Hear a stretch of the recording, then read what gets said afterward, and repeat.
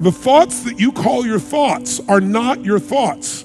They are the mind, not your mind, the mind. I know this sounds simplistic, but if you can start to identify that thoughts don't hurt you, it's the thoughts that are stressful that you believe that hurt you. It's no surprise that so many people today have a great deal of uncertainty about where life, the world, the economy is going. We're going through massive changes, and some of them are unprecedented. We haven't seen for 40, 50, 60, 70, 80 years. And yet at the same time, we inherently know that with all this change, there's opportunity, that there's a chance for our lives to be better than they've ever been. The transformations that are happening in science and technology can truly change the quality of our lives, the length of our lives, the way we experience life.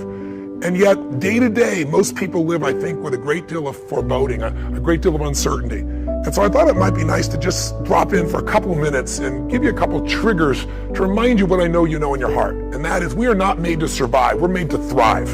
Human beings, our spirit, our capacity to adapt, our ability to grow, our ability to learn with lightning-like speed, our ability to find a way to serve others, that calling inside of us that we have as a parent or as a friend or someone who truly cares, when we put our fear aside because there's something we want to serve greater than ourselves, we all have that ability to find that passion in our life.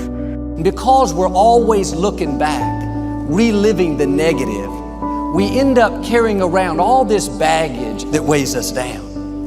One of the best things we can learn to do is drop it, let it go. Whether it happened 20 years ago or 20 minutes ago, don't carry negative baggage from yesterday into today. You won't live a victorious life if you're always reliving what didn't work out, who hurt you, the mistakes you've made. The reason it's called the past is because it's over. It's done, it's history. Now do your part and let it go. I'm here to talk to you about just the simple core of what you and I are made for. We are not made to survive. We're not made to manage our pain or get through it. We're made to be creators of our lives.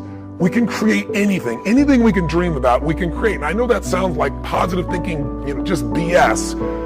But in your soul, there have been times in your life, I know, when you've had something that you wanted so much. Maybe you wanted something for someone you care about. Maybe you wanted something for yourself. But you became so obsessed with something, achieving it, experiencing it, whether it was a transformation, in yourself, a change in your business, making a certain amount of money, getting a job, increase of some position increase. Maybe it was doing something for your mom or your dad or your kids. Somewhere in your life, you've gotten obsessed enough to really want to create something that you may not even know how you were going to do it, but you just wanted it, desired it, that you started all of a sudden taking action and you got insights. And before you knew it, what used to be just this impossible dream became a reality. Is it fair to say that at some stage in your life that there are some things today in your life that were once just a dream or a goal, that once seemed difficult or impossible, whether it be the job you have or the relationship you're in and might be taking for granted? Is there anything in your life today that was once like that? Well, then you and I are creators.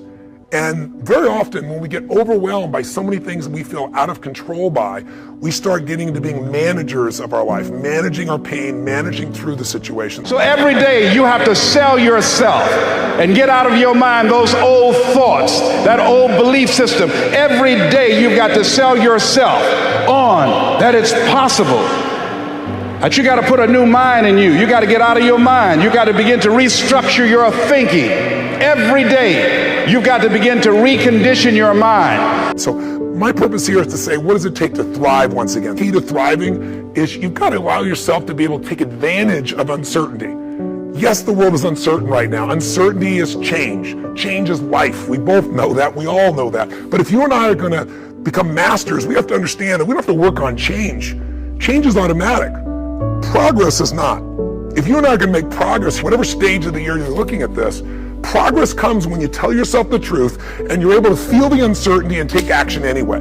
Here's an important point. Nothing works the first time. When you try something new, it probably won't work.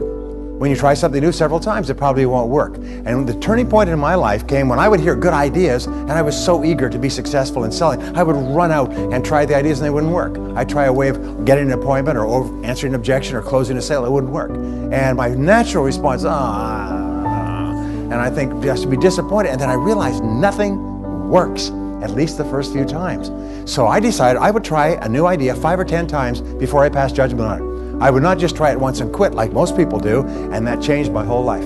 It was a turning point in my life because I realized from then on, if you've got a good idea and you've got a good goal and you want to double your income and improve the quality of your life and you have to try new things in order to get new results, it's not going to work the first time. So say, well, that didn't work, try something else and try something else and try something else. Now, if you try, only 2 things can happen. What are they? Succeed or fail. If you succeed, you do more of it. If you fail, you learn from it, get smarter, and try it again. So you cannot lose by taking action. You can only lose by not taking action. The thing that stops us all is fear. It's no surprise. Fear of failure, fear of rejection, fear of the unknown, fear of not looking good. And that fear we could translate into the simple thing of uncertainty. Now, when you look at someone who's incredibly successful, you look at someone who's truly a leader in their life or in their field, the one thing they have in common is they exude this sense of certainty. And where's that come from? Is it inborn? Are they lucky? Are things just going their way? No, great leaders know how to step in the uncertainty and bring the certainty to the situation. Most people in life, we really feel like the level of stress in our life comes to how much of life do you feel like you control, or how much does life control you? Do you tend to control more of what's going on, or events controlling you? It's very easy to have those events start to take control unless we take control of what's between our ears, our own mind. You see, what you and I focus on massively affects how we feel, whether we're thriving or surviving. If you focus on what you can't control, if you focus on the past, if you focus on what's missing from your life constantly, that pattern of focus will make you frustrated, overwhelmed, depressed. It won't even matter if you're, taking antidepressants. If you keep focusing on what you can't control, what's missing from your life, you're going to feel depressed still. You can take as many antidepressants as you want. Focus equals power. We've got to change ourselves. We've got to build a new image, a picture in our mind. We've got to see ourselves the way we want to be, and then we have to live with it. You go to the gym workout, that's what you do. You build a picture of how you want to see this arm, and you build that picture, and then you build the body. Well, you build the life in your mind. Take your pen and write out how you want to live. And always start by writing, I'm so happy and grateful now that. And the second you write it, you've got it intellectually. The moment you impress it upon your emotional mind, you've got it emotionally. And it's only a period of time till it manifests on the physical plane. Yeah. Spirit works from a higher to a lower potential. If you want to thrive, you got to focus on what you can control. You got to focus on the difference you can make. You got to focus on what's already in your life that you're grateful for. And I have a little process here at the end that's my gift to you, which is just a simple ritual that can bring you back to this place. So one thing that leaders do is they focus on the things they want, they focus on what they can control, they focus on what they have a combination of gratitude, strength, and commitment. They really unleash the second element. They have a vision. They have something that they're after, something they want to create, something they want to contribute, something they want to give, something they want to make happen. And that's when you become a creator again instead of a manager of life. And it's easy to lose that sense of vision in your life through disappointments. Hey, we've all had them. You get all excited about something and then, life seems to crush it. Somebody betrays you. You betray yourself. You don't follow through, and then you don't trust yourself at the same level. What makes somebody a leader is they build this certainty, and not only with focus, not only do they get a vision for what they want, but they bring that certainty in their body. Because the infinite player understands sometimes you're ahead and sometimes you're behind. Sometimes your product is better and sometimes it's worse.